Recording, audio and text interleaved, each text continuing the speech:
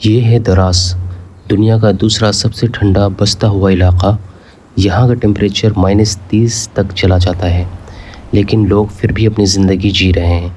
बर्फ़ से ढकी हुई सड़कें, सर्दी से जूझती ज़िंदगी और एक अलग ही दुनिया का एहसास। यह सफ़र सिर्फ़ एक ट्रिप नहीं था, बल्कि एक एक्सपीरियंस था जो हमेशा याद रहेगा।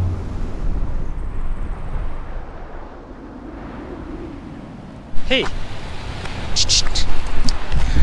Hello, Assalamu alaikum, namaste everyone from the world second coldest inhabited place in the world।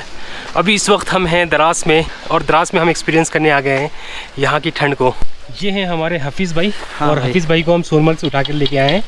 कैसा लग रहा है हफीज़ भाई? एकदम बढ़िया है, एकदम बढ़िया। इस जगह पे आकर के अच्छा लग रहा है। तो अभी थोड़ी देर पहले हमें नज़ीर भाई मिले थे यहाँ पे, उनसे हमने होटल का एड्रेस वगैरह पूछा था, तो उन्होंने कहा कि अगर होटल नहीं मिलेगा तो हमारे साथ जाना। तो नज़ीर भाई हमें लेने आ गए हैं। अस्सलाम वालेकुम नज़ीर भाई। घर पे चले गए। खैरियत? अब आप कहाँ जाएंगे? किस साइड ब्लॉग सुनाएंगे आप? नहीं अभी मैंने बोला जी हाँ, जी मैंने जो पीछे दिख रहे हैं, हाँ जी हाँ, तो यहाँ से मुश्कू वैली है, अच्छा होल्याल है और हाँ जी हाँ, बदोखल है। अच्छा अच्छा यहाँ से अच्छा। ये जो ये टाइगर हिल है, इसकी क्या हिस्ट्री है? फुल हिस्ट्री तो मुझे मालूम नहीं है। हाँ जी हाँ, ये जब ये ये जो करगिल वार हुआ था, हाँ जी हाँ, ये इन्हीं दो पोस्ट में हुआ था। दो पोस्ट हुआ था। हाँ। एक तोरोनील हिल है जी, एक तो और एक टाइगर में है। जो करगिल वार हुआ था वो यहीं पे ही हुआ यहीं पे हुआ था द्रास अब में। ये डिस्ट्रिक्ट पड़ता है तो इसलिए इसको करगिल वार कहा जाता है। जी जी हाँ जी हाँ जी हाँ। आप यहीं के रहने वाले? जी जी, मैं अच्छा मैं भी एक्चुअल में श्रीनगर में ही था। मैं आज अच्छा अच्छा अच्छा, ओके ओके। मैं तो बाइक से आने वाला था, लेकिन बाइक आने नहीं दिया उन्होंने, सोनमर्ग से रिटर्न कर दिया। फिर हम ट्रक में बैठ गए हैं। यहाँ पे ठंड काफ़ी ज़्यादा पड़ती है, हाँ हाँ, है ना? यहाँ 1996 या 86 ऐसा कुछ है, हाँ -60 गया। -60 डिग्री टेम्परेचर इस वजह से ये Dras coldest place in the world के नाम से मशहूर है। ये सामने दिख रहा है, यही टाइगर हिल है। इससे पहले इधर आना हुआ है मेरा, लेकिन समर में आना हुआ था। अच्छा अच्छा। हाँ, तो चीज़ों को एक्सप्लोर किया था हमने, लेकिन जहन में था कि ये सेकंड कोल्डेस्ट प्लेस है, तो एक बंदे के अंदर क्यूरियोसिटी होती है ना कि यहाँ जाना है एक बार, तो बस वही मैंने सोचा कि इतने नज़दीक आकर अगर नहीं गए तो फिर ज़िंदगी में शायद मौका नहीं मिलेगा। तो इमरान भाई हमें ऐसे ही चलते रास्ते ही मिल गए थे। हमने इनसे पूछा कि माशाल्लाह दाढ़ी टोपी देख करके बंदा थोड़ा सा ये हो जाता है ना, मेरे साथ ऐसा होता है। तो मैंने इनसे पूछा होटल वगैरह के बारे में, तो इन्होंने कहा कि बहुत मुश्किल है यहाँ पे मिलना। तो फिर इन्होंने अपना नंबर दिया, कहा कि अगर नहीं मिलेगा तो आप हमें बताना। तो फिर लास्ट में इन्होंने फ़ोन किया कि हम गाड़ी लेकर आ रहे हैं आपको लेने। तो अल्लाह ज़रिया खोल देते हैं कहीं ना कहीं से, क्यों हाफिज़? बिल्कुल बिल्कुल। हाँ, ये है द्रास का तोलोलिंग टैक्सी स्टैंड।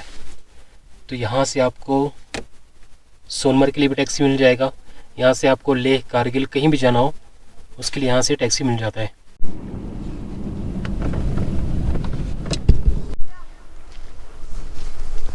तो देखिए भाई, सीन कुछ ऐसा है कि फाइनली नज़ीर भाई हमें लेकर आ गए हैं कारगिल वॉर मेमोरियल। इससे पहले हमारा समर में आना हुआ था, लेकिन इस बार विंटर का नज़ारा हम देख रहे हैं इस वक्त कारगिल वॉर मेमोरियल का। मेरे को अच्छे तरीके से याद है कि यहाँ पे जितने भी लोग कारगिल वॉर के दौरान शहीद हुए थे, उनका यहाँ पे वो नाम और स्टैचू टाइप ऐसा बना करके रखा है। ये है कैप्टन विक्रम बात्रा सर का स्टैचू, और उनकी जो भी कहानियाँ हैं वो सारी चीज़ें यहाँ पे लिखी हुई हैं। इनके ऊपर मूवी बन चुकी है। हाँ, तो काफ़ी शानदार नज़ारा है। जब समर में आए थे तो ये सब बिल्कुल खुला था, यहाँ पे बंदा चल सकता था, जा सकता था, लेकिन अभी बर्फ़ पूरी पड़ी हुई है और पूरा ये ढका पड़ा है। अभी यहाँ पे हम जा रहे हैं, इस एरिया का नाम वीर भूमि है, जहाँ पे जितने भी लोग शहीद हुए थे उनका यहाँ पे स्मारक बना हुआ है। और ये देख सकते हैं यहाँ पे इतने सारे लोग इस वॉर के दौरान शहीद हुए थे। जैसे यहाँ पे देख सकते हैं सब आंचल कुमार, बहादुर बाल्मी, भाई बोजा भाई और मदन लाल, शीजी सीपी, देव बहादुर। तो ये जितने भी लोग हैं उस वॉर में शहीद हुए थे, उन सब का यहाँ पे स्मारक है। और इस जगह को कहते हैं वीर भूमि। ये जो कारगिल वॉर मेमोरियल बना है ये था यहाँ पे आर्मी का बेस कैंप, और पाकिस्तानियों ने ऊपर से हमला किया था अचानक धोखे से। तो इसी जगह पे काफ़ी लोग शहीद भी हुए थे, और इसी जगह पे ये कारगिल वॉर मेमोरियल भी बनाया गया है। ये अपना फ्लैग, और वो है उसके पीछे तोरोनील हिल। अब जैसे जैसे शाम ढल रही है ठंड ज़्यादा बढ़ती जा रही है, इसलिए ऐसा करते हैं कि नज़ीर भाई के साथ नज़ीर भाई के घर निकलते हैं, और हमने कारगिल वॉर मेमोरियल को इस ठंड के मौसम में भी देख लिया, विज़िट कर लिया, और आप लोगों को भी दिखा दिया।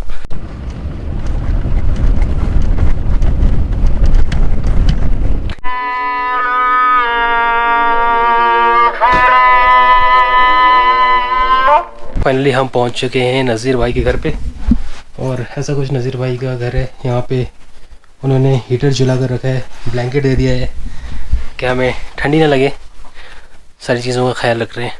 जैसे आए इतना कुछ लगा दिया हमारे लिए।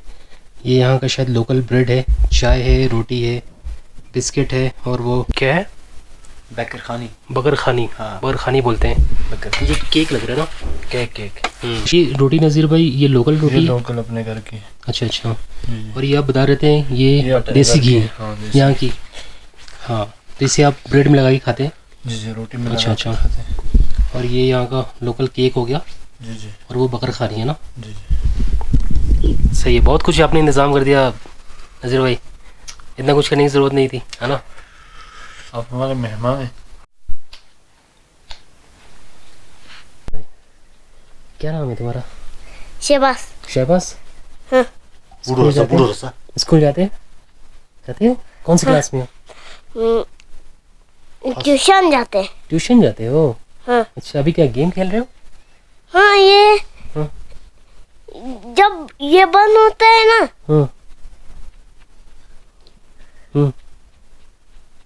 कौन सा, स्पाइडर 3? स्पाइडर 3। Very nice. तो अभी हम नज़ीर भाई के घर पे बैठे हैं, और काफ़ी पहले इधर शानदार वक्त गुजर रहा है यहाँ पे। तो अभी हमारे साथ नज़ीर भाई के वालिद साहब आ गए हैं, तो इनसे काफ़ी कुछ हम जान सकते हैं कि यहाँ पे ठंड कैसी पड़ती है, कैसे लोग यहाँ पे सरवाइव करते हैं। क्योंकि आपको याद होगा जब 1994 में यहाँ पे -60 डिग्री टेम्परेचर हुआ था ना? 96 में। उस टाइम क्या हालात थे यहाँ पे? तो बहुत सर्दी थी।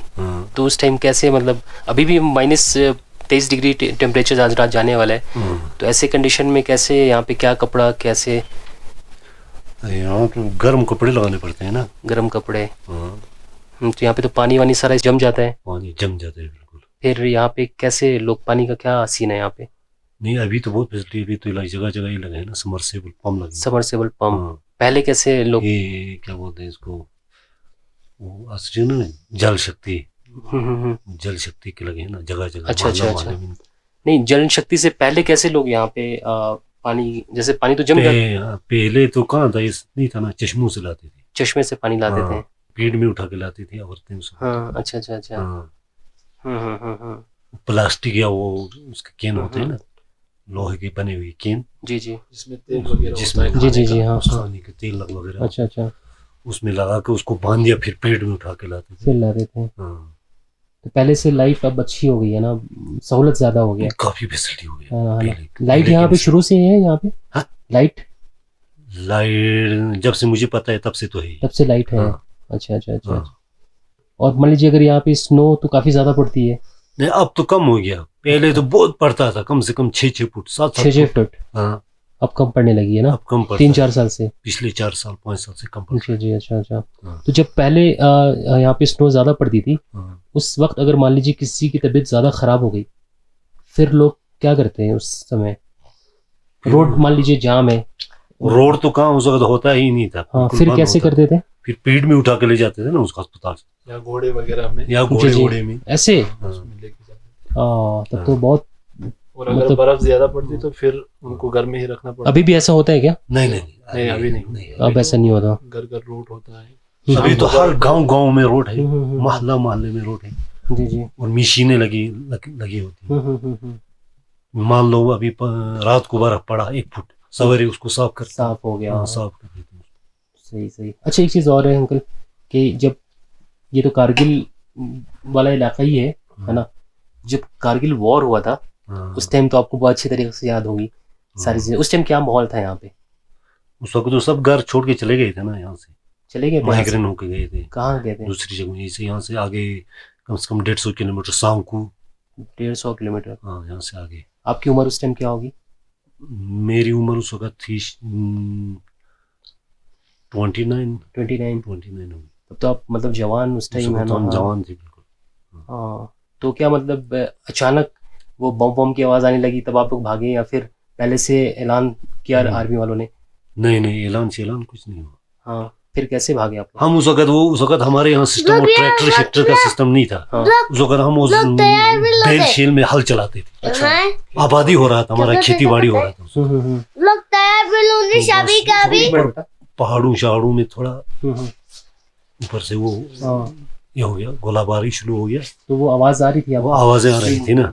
अरे बाप, क्या फिर हम माहौल जब होगा। आवाजें आती थी तो हम छुपते थे घरों में छुपते थे। फिर धीरे धीरे आगे इधर आसपास इर्द गिर्द गोले पड़ने लगे। हाँ, इधर भी गोला पड़ने लगा? वहाँ भी, यहाँ भी पड़े ना, हमारे इस गांव में भी। हाँ, वो पाकिस्तान की साइड से आ रहा था इधर? पाकिस्तान की साइड से आ रहा था ना। फिर ये जैसे ये नीचे मार्केट नहीं है, मार्केट में उस मार्केट के इर्द गिर्द जो गाँव है वहाँ भी पड़ने लगे ना। तभी तो सब फिर यहाँ से भाग गए। अपना सारा जो माल मवेशी होता है ना, गाय वैसे भेड़ बकरियां सब छोड़ के सब लेकर भागे। हाँ, खौफनाक माहौल होगा उस वक्त, है ना? खौफनाक तो था ना, जो गोला पड़ता है तो सही है वो तो होना ही। तो ये वॉर कितने दिन तक चली थी? कम से कम 2 महीने तक चली। 2 महीने तक चली थी। फिर आप लोग 2 महीने के बाद ये 15 मई को स्टार्ट हुई थी शायद। अच्छा, 15 मई से एंडिंग जुलाई तक ये वॉर चली। उसके बाद तो सीज फायर हुआ ना। सीज फायर हुआ। फिर आप लोग वापस आ गए? फिर अब हम घरों में वापस आ गए। घर आए तो घर बिल्कुल वैसे ही था या गोला वोला गिरा हुआ था कहीं पे? नहीं, हमारे इस गांव में तो कुछ नहीं था। कुछ नहीं। बाकी दूसरे गांव में लगा था, किसी के घर शहर में भी लगा था, घरों में भी लगा था। नुकसान भी हुआ था, नुकसान भी हुआ था। और यहाँ भी हुआ, माल मवेशी का नुकसान। जैसे गाय है, बकरियां हैं, जमीन जो है पूरा बर्बाद हो गया। और सारी फसल खराब हो गई। कुछ लोगों का जान भी गया था इस हमले में। उससे प्लांटर लगने से हुआ ना, बहुत सारों का जान भी गई। सही है। मुझे ये चीज़ जानना था और मुझे मालूम था कि बेहतर तरीक़े से अंकल बता पाएंगे, क्योंकि उस टाइम आप 29 साल के थे तो सब कुछ आपके अभी नज़र के सामने होगा, वो सारा कुछ मंजर है ना। हाँ, सही। उस वक्त हम 29 एज था मेरा। आपका? और ये वॉर कौन से साल में हुआ था? 99 में हुआ ना। 99 में हुआ था। 99 में हुआ।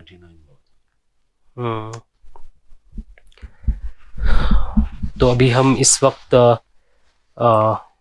दुनिया के सेकंड कोल्डेस्ट इनहेबिटेड प्लेस में अभी बैठे हैं, द्रास जिसको कहते हैं। और यहाँ पे बहुत सारी मतलब हिस्ट्री हैं और बहुत सारी चीज़ें जुड़ी हुई हैं जो कि हम अंकल से जानने की कोशिश कर रहे हैं। अभी हम यहाँ जानने की ये भी कोशिश करेंगे कि यहाँ पे लोग ठंड में सर्वाइव कैसे करते हैं इतनी ठंड में। और जो कारगिल वॉर की बात थी वो हमने अंकल से जान ली। बहुत बहुत शुक्रिया अंकल, अंदर से जानने की क्यूरियोसिटी थी, मतलब ख्वाहिश थी हमें कि उस वक्त क्या माहौल होगा।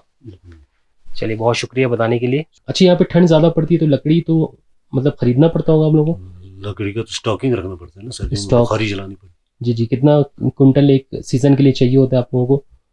कम से कम 30-35 कुंटल। 30-35 कुंटल स्टॉकिंग करके रखना पड़ता है ना। जी, तब जा करके आप बुखारी जलाते हैं ना। बुखारी जलाते हैं। सही है। कम से कम 2-3 कमरों में बुखारी जलानी पड़ती है। जी, सही है। जिसका परिवार ज्यादा होगा उनको तो 2-3 कमरों में जलानी पड़ती है। सही है। मतलब बहुत मुश्किल भरा लाइफ कह सकते हैं ठंड के टाइम में यहाँ पे गुजरता है लोगों का, है ना। पहले की निस्बत तो ठीक है, इतनी बर्फ भी नहीं पड़ती है। 3-4 साल से यहाँ पे बर्फ कम पड़ रही है। हालांकि यहाँ पे कहते हैं कि 10-10 फुट 12-12 फुट बर्फ पड़ती थी, लेकिन अभी 3-4 साल से नहीं पड़ रही है ना। 3-4 साल से। तो ये है नज़ीर भाई का बुखारी वाला रूम, और ये है बुखारी, है ना नज़ीर भाई? हाँ इसके अंदर हम लकड़ी डालते हैं सही सही सही। और इसका जो स्मोक है वो यहाँ से इस नलके के जरिए बाहर जाता है। बाहर जाता है जो इसका स्मोक। हीट है ना, जी जी जी, फिर रूम में फिर जाता है हीट, वो ये गर्म मेंटेन हो रखता है ना। फिर हाँ ये हाँ। टेम्परेचर और इधर आपने थर्मोकोल लगा रखा है जिससे हवा बाहर से अंदर नहीं है, अंदर नहीं है। है ना। और वो छत की बात कर रहा था नज़ीर भाई कि छत आप लोग लकड़ी मिट्टी सब हाँ। मिलाकर बनाते हैं। पहले लकड़ी फिर उसके बाद मिट्टी। हाँ, अगर हाँ। मिट्टी नहीं डालेंगे तो फिर हवा अंदर आएगी, उसमें अंदर से आएगी। ठंड हो जाएगी। सही सही सही, और ये प्लाई लगाने की वजह से भी ठंड कम आती है। कम आती है। नज़ीर भाई ये आपने तिरपाल डाल रखा है, हवा। असल में ये जब बर्फ पड़ती है ना तो हाँ। हवा की वजह से बर्फ अंदर आ जाती है। अच्छा अच्छा, हाँ, इसकी वजह से आपने लगा रखा है। इधर पूरी स्नो पड़ी है यहाँ पे। ये देखें आइस कितनी जमी। इधर आ सकते हैं, स्लिप तो नहीं करेगा।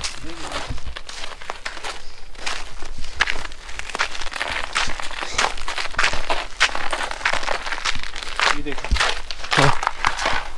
वो लड़ी बन गई है ना। हाँ, ऊपर से पानी जो गिर रहा है वो ऐसे जम गया है। देखिए अभी अभी हमें एक चीज़ और नज़र पड़ी कि यहाँ पे जो ये किस चीज़ का पाइप है नज़ीर भाई? ये बाथरूम और वॉशरूम। अच्छा अच्छा, उसके ऊपर इन्होंने थर्मोकोल बढ़िया से लपेट के रखा है ताकि इसके अंदर का जो पानी है वो जमे नहीं। हाँ, पानी जमे। बस बस बस। तो ये है आज रात का हमारा खाना यहाँ पे नज़ीर भाई के घर पे। चावल है, मटर है, चिकन है और ये अंडा। काफ़ी कुछ कर दिया यहाँ पे नज़ीर भाई ने।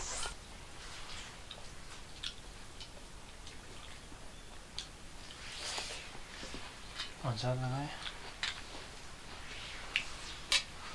हेलो गुड मॉर्निंग, अस्सलाम वालेकुम एवरीवन फ्रॉम द्रास। देखिए ऐसा है कि ये है द्रास का मॉर्निंग का नज़ारा। इस तरफ गांव है, थोड़ा गांव को चल के एक्सप्लोर करते हैं, देखते हैं क्या सीन है गांव में। ये देखिए इस पे कितनी ज़्यादा बर्फ़ पड़ी हुई है। ऐसा होता है ट्रेडिशनल घर, मिट्टी का, मिट्टी और पत्थर का लोग घर बनाते हैं। ये पूरा जम गया नहीं नाला। माल मवेशी, ये कपड़ा कितने दिन में सूखता है? दो तीन दिन में सूखता है। हाँ,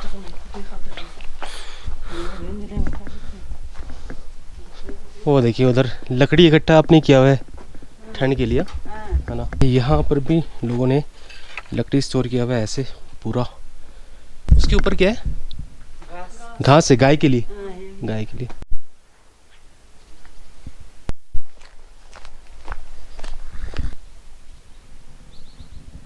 यहाँ पे ऐसा होता है क्या, पानी ऐसे डाल करके ऐसे फेंका तो जम गया? सर्दी ज्यादा होती है तो जम जाता है। जम जाता है। होता है ऐसा? पहले हुआ है ना इस निकल रहे हैं। तो ये था हमारे नज़ीर भाई का घर। यहाँ पे कल रात हमने स्टे किया था। काफ़ी अच्छी यादें लेकर जा रहे हैं यहाँ से हम, और इंशाल्लाह फिर कभी मौका मिला तो नज़ीर भाई से ज़रूर मुलाकात होगी। अभी नज़ीर भाई हमें लेके जा रहे हैं टैक्सी स्टैंड, वहाँ पे हमें छोड़ेंगे और जी जी वहाँ पे टैक्सी हमारा इंतज़ार कर रहा है। फिर टैक्सी में बैठ के हम सोनमर्ग इंशाल्लाह पहुँच जाएंगे। नज़ीर भाई इस गाँव का नाम क्या था? लामोचन।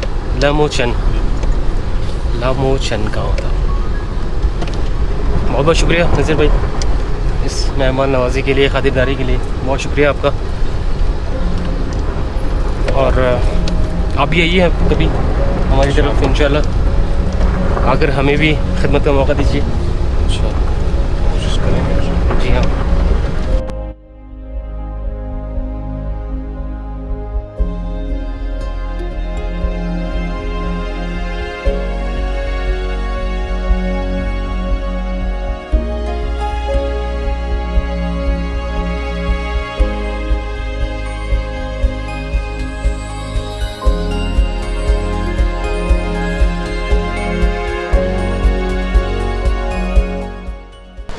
ओके नज़ीर भाई, ठीक है। अस्सलाम वालेकुम। नहीं नहीं, लेकर बैठेगा, मैं पीछे रहता हूँ।